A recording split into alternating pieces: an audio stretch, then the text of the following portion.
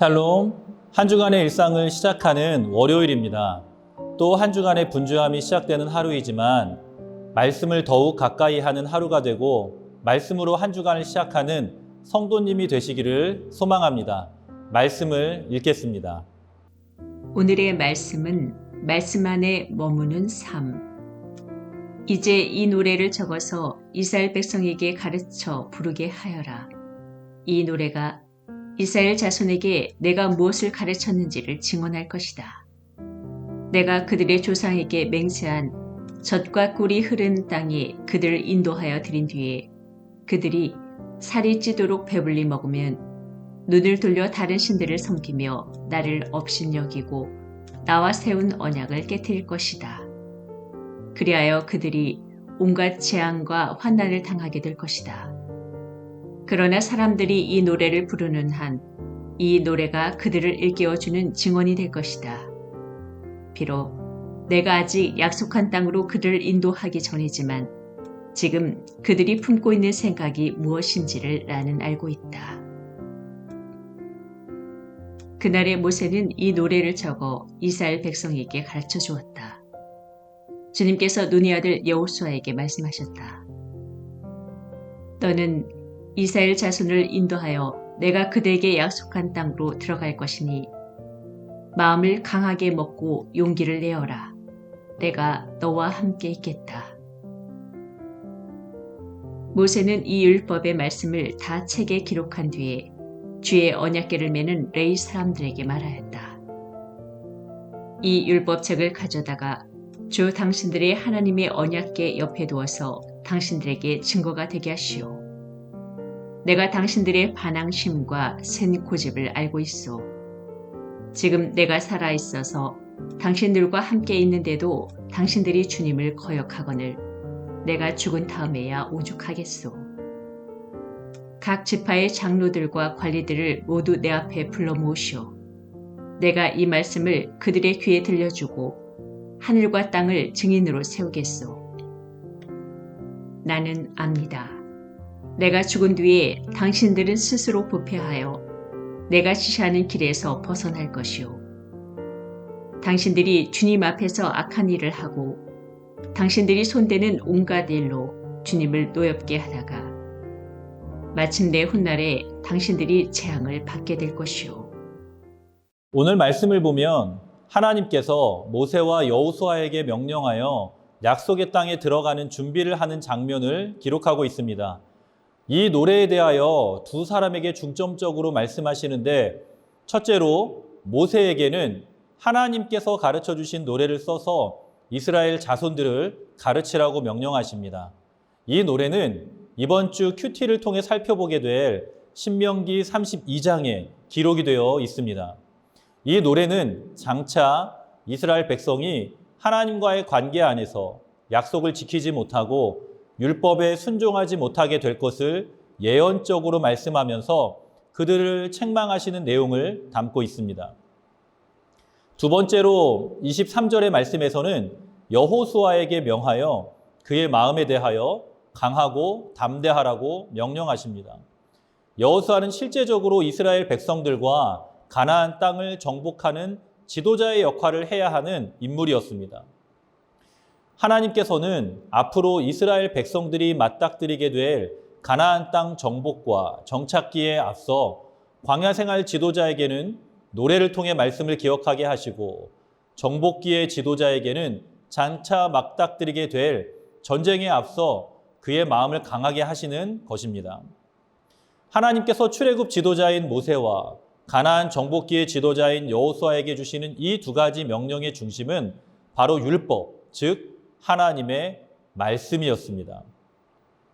오늘 본문의 24절 이하의 말씀을 보면 모세가 율법의 말씀을 마치고 레위 사람들에게 율법책을 언약궤 곁에 두라고 말씀합니다. 그리고 26절 하반절에서 이것이 너희에게 증거가 되게 하라고 명령하고 28절에서는 이 말씀을 그들의 귀에 들려주고 그들에게 하늘과 땅을 증거로 삼으리라고 말씀합니다. 본문의 말씀을 중심으로 두 가지 교훈을 함께 나누도록 하겠습니다. 첫 번째는 말씀을 가까이 하는 삶을 살아야 한다는 것입니다. 광야 시대와 정복 시대는 이스라엘 백성들에게는 쉬운 상황이 아니었습니다. 그리고 이스라엘 백성들은 그들에게 어려운 일들이 닥칠 때마다 원망하고 불평하였습니다. 홍해 앞에서도 마라의 쓴물 때문에 불평하고 고기가 먹고 싶어서 불평하였습니다. 그리고 가데스바네아에서 정탐꾼의 보고를 받고 이스라엘 백성들은 또 불평하고 범죄하였습니다. 결국 출애굽 1세대가 광야에서 죽게 된 것은 그들의 불평이, 불신앙이 원인이었습니다. 하지만 하나님께서는 이스라엘 백성들이 불평할 때마다 그들에게 은혜를 베풀어 주셨습니다. 홍해를 갈라 건너가게 하시고 쓴물이 단물이 되게 하셨으며 만나와 메추라기를 보내주셨습니다. 그리고 하나님께서는 불평하는 이스라엘에게 이렇듯 은혜를 주신 목적을 분명히 가르쳐 줍니다. 하나의 예로 신명기 8장의 말씀을 보면 만나를 주신 목적을 말씀해 주시는데 여호와의 입에서 나오는 모든 말씀으로 사는 것을 알게 하려 하시려고 이스라엘 백성들에게 만나를 보내주셨다라는 것입니다. 이러한 하나님의 가르침을 통해 하나님의 말씀이 우리에게 생명이 된다는 사실을 알 수 있습니다. 모세는 율법을 다 기록하고 그것을 맡게 될 레위인들에게 먼저 들려주었습니다. 그리고 앞선 본문이었던 9절에서 13절까지에서 기록하고 있듯이 레위 자손과 장로들은 매 7년마다 초막절의 율법을 낭독하여 온 이스라엘이 듣도록 하였습니다. 말씀을 통해 우리에게 적용해 볼, 생각해 볼 내용이 있습니다. 나의 삶을 늘 말씀에 노출시켜야 한다는 것입니다. 신명기 6장 4절에서는 이스라엘아 들으라 라고 말씀하시면서 소위 말하는 쉐마를 기록하고 있습니다. 그러면서 말씀을 마음에 새기고 자녀들에게 부지런히 가르치며 길을 갈 때든지 누워있을 때나 일어날 때에 강론하고 손목에 메고 미갈에 붙이고 집 문설주와 바깥문에 기록하라고 명령합니다. 나는 나의 삶을 얼마나 말씀에 노출시키고 살아가고 있는가 돌아볼 수 있어야 합니다. 우리의 삶을 돌아보고 말씀을 가까이 하는 삶을 살아야 하는 것입니다. 두 번째로 우리가 살펴볼 교훈은 말씀을 가까이 할 뿐만 아니라 말씀 안에 머무는 삶을 살아야 한다는 것입니다. 앞서 말씀을 가까이 하는 삶을 살아야 한다고 말씀을 드렸습니다. 그렇다면 왜 말씀을 가까이 해야 할까요? 언약궤 옆에 율법을 기록한 책을 두면 가까이 있는 것일까요? 쉐마처럼 우리 주변에 늘 하나님의 말씀을 두기만 하면 되는 것일까요? 말씀을 가까이 하는 삶에는 목적이 있습니다. 그것은 말씀대로 살기 위함입니다. 말씀을 가까이 하는 것과 말씀 안에 머무는 삶이 같은 의미처럼 들릴 수 있습니다. 우리가 좀 더 세밀하게 생각해 보면 말씀을 가까이 하는 것은 그 말씀대로 살기 위한 모습인 것이고 그리고 우리의 결단인 것이고 신앙의 자세인 것입니다. 지난주 큐티 말씀 중에 신명기 30장 14절의 말씀을 보면 이 말씀의 의미를 잘 알 수 있습니다. 오직 그 말씀이 내게 매우 가까워서 내 입에 있으며 내 마음에 있은즉 내가 이를 행할 수 있으리라.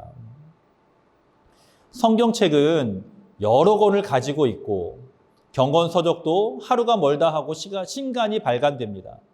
미디어에는 숫자를 셀 수 없을 만큼 기독교 콘텐츠가 넘쳐납니다. 그런데 그 말씀이 우리의 입을 통해 자연스럽게 흘러나가고 늘 우리의 마음과 생각이 말씀으로 가득 차서 믿음의 생각을 가지게 되고 그 말씀을 행하는 삶을 살아가는 것. 우리는 말씀을 가까이 하고 뿐만 아니라 그 말씀 안에 머물러 전하고 순종하고 행하는 말씀 안에 머무는 삶을 살아갈 수 있어야 하는 것입니다. 사랑하는 성도님, 오늘도 큐티를 통해 말씀의 시간을 갖고 계셔서 너무나도 감사합니다. 오늘 나눈 말씀을 다시 한번 묵상하면서 말씀에 순종하여 말씀을 행하는 말씀 안에 머물 수 있는 삶을 살아가는 성도님들이 되시기를 축복합니다. 기도하겠습니다. 살아계신 아버지 하나님, 은혜를 감사합니다. 한 주간의 일상의 삶을 시작하는 월요일, 말씀으로 이 한 주간을 시작하게 하시니 감사합니다. 늘 우리가 말씀을 가까이 하는 삶을 살아가게 하여 주시고, 하나님 말씀을 가까이 할 뿐만 아니라 그 말씀을 날마다 마음에 새기고 순종하며 말씀을 행하는 삶을 살아갈 수 있도록, 그리하여 우리의 모든 삶이 말씀 안에 머무는 삶이 될 수 있도록 우리 모든 삶을 인도하시고 주장하시고 함께하여 주시옵소서. 예수님의 이름으로 간절히 기도드리옵나이다. 아멘.